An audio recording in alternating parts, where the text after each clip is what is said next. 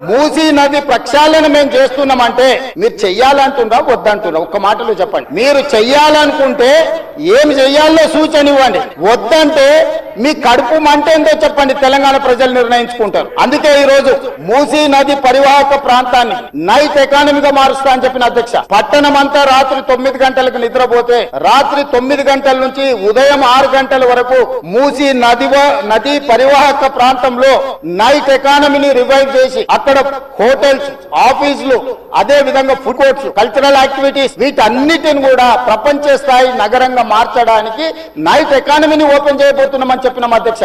ఆ ప్రాంతంలో ఉన్న ప్రతి వాళ్లకు, నష్టపోయే వాళ్లకు అత్యధికంగా నష్టపరిహారం ఇచ్చి బ్రహ్మాండమైన కాలనీలు కట్టించిస్తాం అధ్యక్ష. ఈ రోజు వాళ్ళు ఏ పరిస్థితి లేనోళ్ళు, ఏ దిక్కు లేనోళ్ళు, సర్వం కష్టాలలో మునిగేటోడే మూసీ పక్కన పోయి ఇల్లు కట్టుకుంటాడు అధ్యక్ష. మూసీలో ఉండే దోమలు గాని, కంపు గాని, అక్కడ ఉన్న వాతావరణం గాని, శవాలు కొట్టుకొస్తుంటే ఎవరైనా అక్కడ ఉండాలనుకుంటారు అధ్యక్ష. ఏ పేదోడైనా మీరు చెప్పండి అధ్యక్ష. ఒకప్పుడు నందనవనం కట్టింది కదా అధ్యక్ష, మూసీ నదిలో ఉన్న వాళ్ళని తీసుకెళ్లి.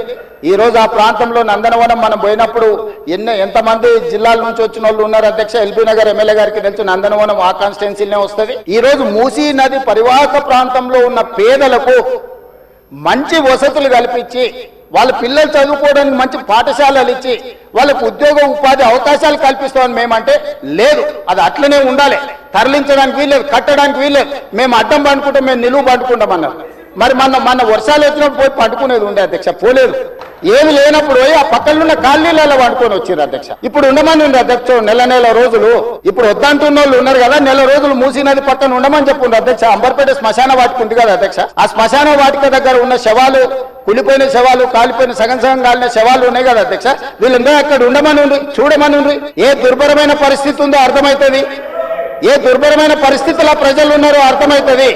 అందుకే ఈ రోజు ప్రపంచ స్థాయి సంస్థలను కన్సల్టెంట్ గా పెట్టుకున్నాము. ఫస్ట్ ఫేజ్ ఒక కొలిక్కి వచ్చింది, మిగతాది కూడా విడతల వారిగా ప్రాజెక్టు రిపోర్ట్ జరుగుతుంది.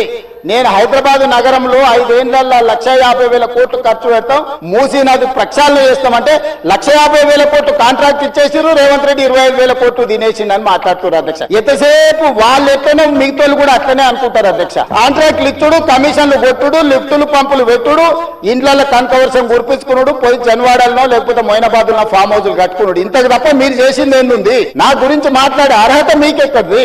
ఈ రోజుకు ఏది కూడా మేము కన్సల్టెంట్స్ డీటెయిల్ ప్రాజెక్టు రిపోర్ట్ ఇచ్చే వరకు అంచనాలు మేము చెప్పలేము.